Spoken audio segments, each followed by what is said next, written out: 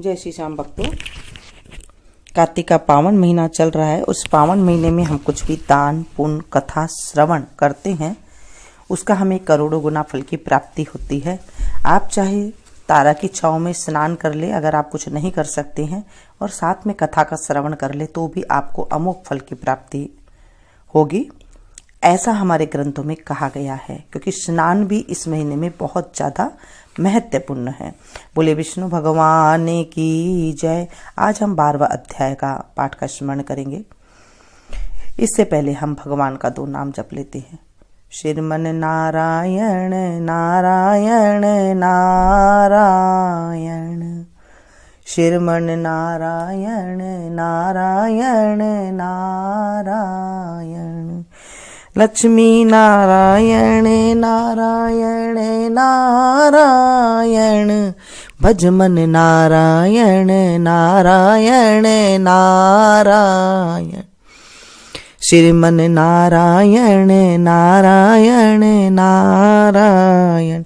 श्री नारद जी ने कहा, तब जलंधर को अपनी खोज में आते देखकर इंद्र आदि देवता भय कंपित होकर वहां से भी भाग निकले। भागकर वह बैकुंठ से भगवान विष्णु के पास पहुंचे। फिर देवताओं ने अपनी रक्षा के लिए उनकी स्तुति की। देवताओं की उस दीन वाणी को सुनकर करुणा सागर भगवान विष्णु ने उनसे कहा, देवताओं, तुम भय को त्याग दो। युद्ध में मैं शीघ्र ही उस जलंधर को देखूंगा। ऐसा कहने के साथ ही भगवान गरुड़ पर जा बैठे। तब देवताओं सहित उन्हें युद्ध क्षेत्र की ओर प्रयाण करते देख समुद्र तनया लक्ष्मी के नेत्रों में जल भर आया और उन्होंने कहा, हे नाथ, यदि मैं सर्वदा आपकी प्रिय हूं और भक्त हूं, तो मेरा भाई आप द्वारा युद्ध में कैसे मारा जाना चाहिए। इस प्रकार भगवान विष्णु ने कहा, यदि तुम्हारी ऐसी ही प्रीति है तो मैं उसे अपने हाथों से नहीं मारूंगा, परंतु युद्ध में तो जाऊंगा ही, क्योंकि देवताओं में मेरी बड़ी स्तुति की है। ऐसा कहकर शंख चक्र गदा पद्मधारी भगवान विष्णु गरुड़ पर चढ़े हुए शीघ्र ही युद्ध के उस स्थान पे जा पहुंचे जहां पर जलंधर विद्यमान था। विष्णु के तेज से अर्पित देवता सिंहनाद करने लगे।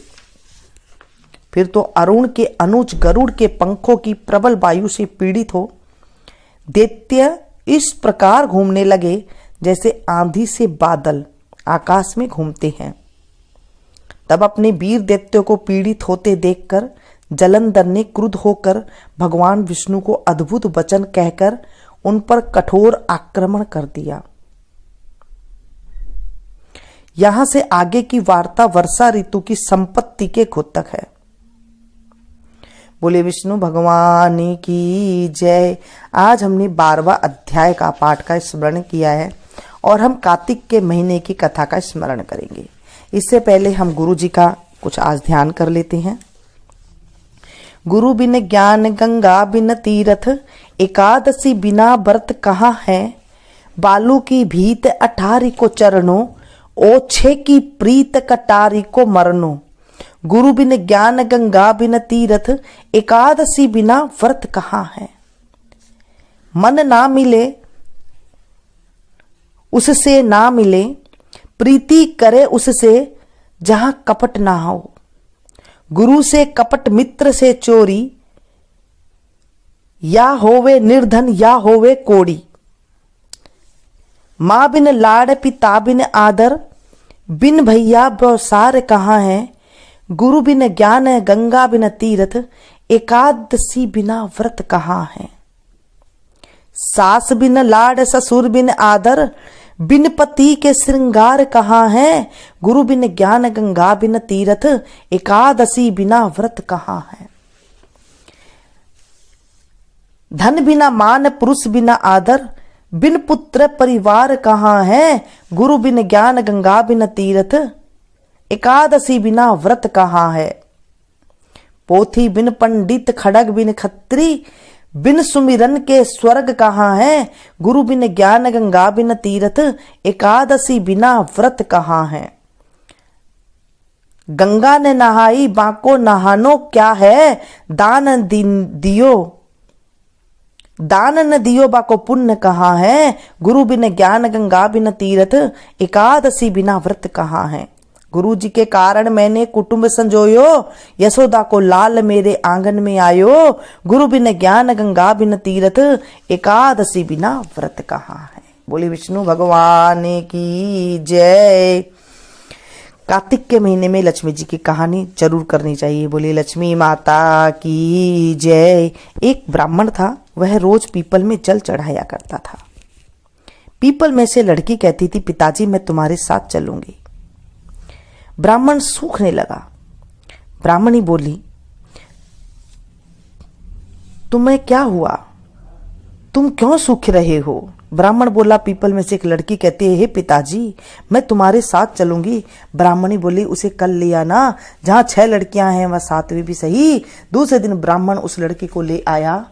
उस दिन आटा मांगने गया तो थैला भर के आटा मिला। ब्राह्मणी आटा छानने लगी तो वह लड़की बोली, माँ मैं आटा छानूंगी। ब्राह्मणी बोली, ना बेटी पावनी, बेटी तू धोली धोली हो जावेगी। लड़की बोली, नहीं माँ मैं छानूंगी। उसने आटा छाना तो परात भर गई। जब ब्राह्मणी खाना बनाने लगी तो लड़की बोली, माँ मैं खाना बनाऊंगी। ब्राह्मणी बोली, ना बेटी अंगुली जल जावेगी। लड़की बोली, नहीं मैं ही खाना बनाऊंगी। वह रसोई में गई तो उसने 36 प्रकार के भोजन बनाए। उसने सबको पेट भर के खाना खिला दिया। वे और दिन तो भूखे रहते थे, परंतु उस दिन सबने पेट भर के खाया।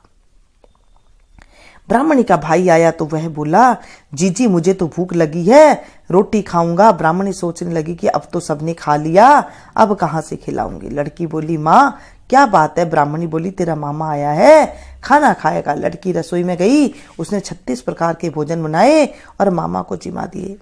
ब्राह्मणी का भाई बोला, जीजी ऐसा भोजन तो मैंने कभी नहीं खाया जैसा आज खाया है। ब्राह्मणी बोली, भाई तेरी पावनी भांजी है, उसने बनाया है, मामा ने खाना खा के चला गया। शाम हुई, लड़की बोली, माँ चौका लगा के चौका का दिया जला दो, मैं कोठे में सोऊंगी। ब्राह्मण बोली, ना बेटा तू डर जाएगी। लड़की बोली, नहीं माँ मैं कोठे में ही सोऊंगी। वह कोठे में सो गई। वह आधी रात को उठी और उसने चारों तरफ देखा तो धन ही धन हो गया और वह उस घर से जाने लगी तो बाहर बूढ़ा ब्राह्मण सो रहा था। ब्राह्मण ने पूछा, बेटी तू कहाँ चली। लड़की बोली, मैं तो लक्ष्मी माता हूँ, इसकी 6 बेटियां हैं, इसकी दरिद्रता दूर करने आई थी, तुमने करवानी है तो तुम भी करवा लो। उस लड़की ने उसके घर को भी चारों तरफ देखा तो धन ही धन हो गया। सवेरे उठकर ढूंढ मची कि पावनी बेटी कहाँ गई। ब्राह्मण बोला, वो तो लक्ष्मी माता थी, तेरे साथ साथ मेरा भी दरिद्र दूर कर गई।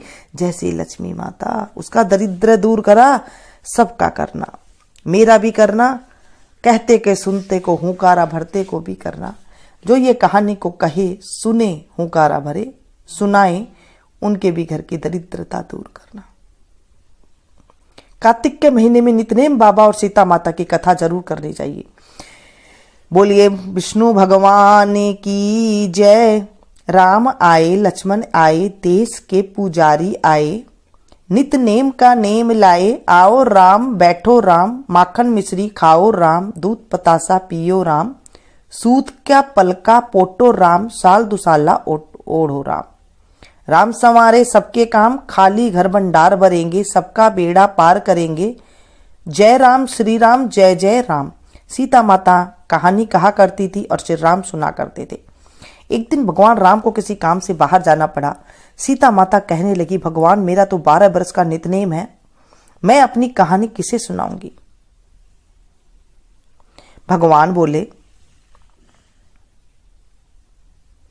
ऐसा करना, कुएं की पाल पर जाकर बैठ जाना, वहां औरतें पानी भरने आएगी तो तुम्हारी कहानी सुन लेगी। सीता माता बोली, अच्छा। सीता माता कुएं पर जाकर बैठ गई। एक बहू आई, उसने रेशम जरी की साड़ी पहन रखी थी और सोने का घड़ा ले रखा था। सीता माता उससे बोली, बहन मेरी 12 बरस की नित्यनेम की कथा सुन लो।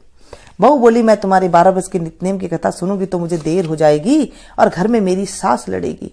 उसने कहा, नहीं सुना कहानी नहीं सुनी, घर गई तो रेशम जरी की साड़ी फट गई, सोने का घड़ा मिट्टी का हो गया। उसकी सास बहू बोली किसका दोष सिर पर ले आई। बहू बोली सासू जी दोष क्या, कुएं पर एक औरत बैठी है, कह रही कि मेरी कहानी सुन ले, मैंने नहीं सुनी तो ऐसा हो गया। अगले दिन सास वही साड़ी पहन कर गई और वही घड़ा लेकर के गई। उसे वहां सीता माता बैठी मिली। उन्होंने कहा मेरी कहानी सुन ले बहन। सास बोली कहानी एक बार छोड़ 4 बार सुनो। राम आए लक्ष्मण आए, देश के पुजारी आए, नित नेम का नेम लाए, आओ राम बैठो राम, तपी रसोई जीमो राम, माखन मिश्री खाओ राम, दूध पतासा पियो राम, सुत के पलका मोटो राम, साल दुसाला ओढ़ो राम, साल दुसाला ओढ़ो राम, जब बोलूं जब राम ही राम, राम संवारे सबके काम, खाली घर भंडार भरेंगे, सबका बेड़ा पार करेंगे, श्री राम जय जय राम। सास बोली बहन कहानी तो बहुत अच्छी लगी। वह घर गई तो उसकी साड़ी रेशम जरी की हो गई और घड़ा भी सोने का हो गया। बहू कहने लगी सासू जी आपने ये सब कैसे किया। सास बोली बहू तू दोष लगा लाई थी और मैं दोष उतार कर आई हूं। बहू ने पूछा ऐसा वे कौन थी। सास बोली वे तो सीता माता थी, पुराने से नया को कर देती है, खाली घर भंडार कर देती है, लक्ष्मी जी का वास कर देती है और जो कुछ इच्छा हो उसे पूरा कर देती है। बहू ने कहा अच्छा सासू जी ऐसी कहानी मुझे भी सुना दो। सास बोली ले भाई तू भी सुन ले, फिर से कहना है राम आए लक्ष्मण आए, देश के पुजारी आए, नित नेम का नेम लाए, आओ राम बैठो राम, तपी रसोई जीमो राम, माखन मिश्री खाओ राम, दूध बतासा पियो राम, सुत के पलका मोटो राम, साल दुसाला ओढ़ो राम, साल दुसाला ओढ़ो राम, जब बोलूं जय राम ही राम, राम संवारे सबके काम, खाली घर भंडार भरेंगे, सबका बेड़ा पार करेंगे, जय श्री राम जय श्री राम। बहू कहने लगी सासू जी कहानी तो बहुत अच्छी लगी। सासू बोली बहू रोज कह लिया करेंगे। अब सासू बहू नहाती, पूजा पाठ करती, नितनेम की सीता माता की कहानी कहती। एक दिन उनकी पड़ोसन आई और बोली बहन जरा आँच दे दो। वह कहने लगी कि अभी हमारे आँच नहीं जलाई। पड़ोसन बोली तुम 4 बजे से उठकर क्या कर रही हो। वे दोनों बोली हम नहाए धोए पूजा पाठ करी, सीता माता की कहानी कही। पड़ोसन ने कहा इससे क्या होता है। सासू बहू बोली सीता माता की कहानी कहने से अटूट भंडार भरते हैं, सारे कार्य सिद्ध हो जाते हैं। पड़ोसन बोली बहन ऐसी कहानी तो मुझे भी सुना दे। सास बोली ले भाई तू भी सुन ले। फिर से वही कही राम आए लक्ष्मण आए, देश के पुजारी आए, नित नेम का नेम लाए, आओ राम बैठो राम, तपी रसोई जीमो राम, माखन मिश्री खाओ राम, दूध पतासा पियो राम, सुत के पलका मोटो राम, साल दुसाला ओढ़ो राम, साल दुसाला ओढ़ो राम, जब बोलूं जय राम ही राम, राम संवारे सबके काम, खाली घर भंडार भरेंगे, सबका बेड़ा पार करेंगे, जय राम श्री राम जय जय राम।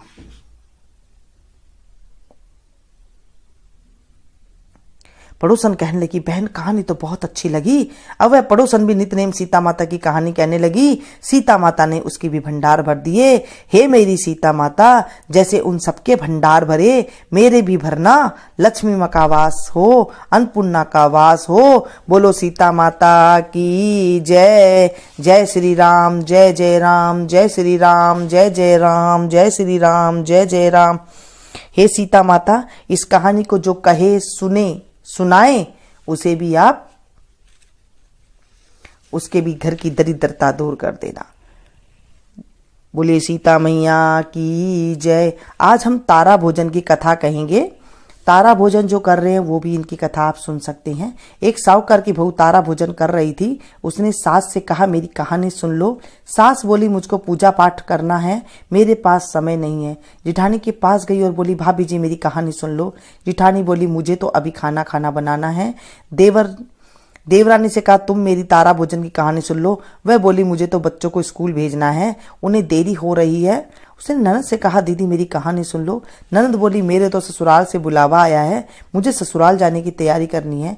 वह राजा के पास गई और बोली आप मेरी कहानी सुन लो। राजा बोला मुझे तो व्यापार करना है और हिसाब किताब देखना है, मेरे पास समय नहीं है। वह दौड़ी दौड़ी पड़ोसन के पास पहुंची तो पड़ोसन बोली बहन मेरी कहानी सुन ली। पड़ोसन बोली हाँ बहन सुनाओ। साहूकार की बहू ने कहानी सुनाई और पड़ोसन ने सुन ली और हुंकारा भरा। इस तरह पूरा कार्तिक हो गया। भगवान विमान लेकर आए। साहूकार की बहू को विमान पर बैठकर जाने लगी। तो सास दौड़ी हुई आई, बोली बहू मैं तेरे साथ चलूंगी। बहू बोली आप तो अपनी पूजा पाठ करो। जिठानी कहने लगी मुझे ले चल। बहू बोली आप तो खाना इत्यादि बना लो। देवरानी आई, बोली मैं भी चलूंगी। वह बोली तुमको तो बच्चों को तैयार करके स्कूल भेजना है, तुम कैसे चलोगी। ननद आई, बोली भाभी मुझको भी ले चलो। उसने कहा नहीं दीदी आपको तो ससुराल जाने की तैयारी करनी है। राजा दौड़ा दौड़ा आया और बोला मैं तो चलूंगा। वह बोली नहीं जी आपको तो कारोबार संभालना है, आप कैसे चलोगे। पड़ोसन भी आई, बोली बहन मैं तो चलूं। वह बोली हाँ बहन तू चल, तूने मेरी पूरे कार्तिक मेरी कहानी सुनी है। दोनों विमान पर बैठ के स्वर्ग को जाने लगी। रास्ते में बहू को अभिमान हो गया। वह सोचने लगी मैं तो कहानी कही, व्रत किया तब मुझे स्वर्ग का वास मिला, और पड़ोसन ने तो न व्रत किया न कहानी कही, केवल कहानी सुनी, मेरे कारण इसे भी स्वर्ग मिला। भगवान ने उसे वहीं विमान से नीचे फेंक दिया।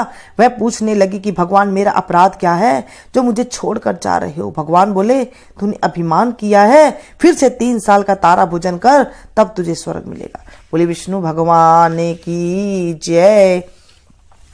कार्तिक के महीने में कुछ नहीं कर सकते तो सिर्फ स्नान करके और आप इस कथा को सुने, जो कथा सुनाई जाती है डेली मैं आप लोगों को सुनाती हूँ, उससे भी हमें स्वर्ग की प्राप्ति होती है, पापों का नाश होता है, पुण्य की प्राप्ति होती है, घर में सुख समृद्धि होती है, घर में जो चीज की भी कमी हो वो हमारे जीवन में पूरी हो जाती है। कार्तिक महीने का इतना महत्व होता है, इतना इसका ग्रंथों में लिखा हुआ है कि इसमें कुछ भी हम कर लेते हैं, स्नान कर लेते हैं, दान करते हैं, कुछ भी हम करते हैं उसका हमें करोड़ों गुना फल की मिलती है। बोले विष्णु भगवान की जय। इस कहानी को आप ज्यादा से ज्यादा लोगों के पास शेयर करें ताकि वो भी सुन सके।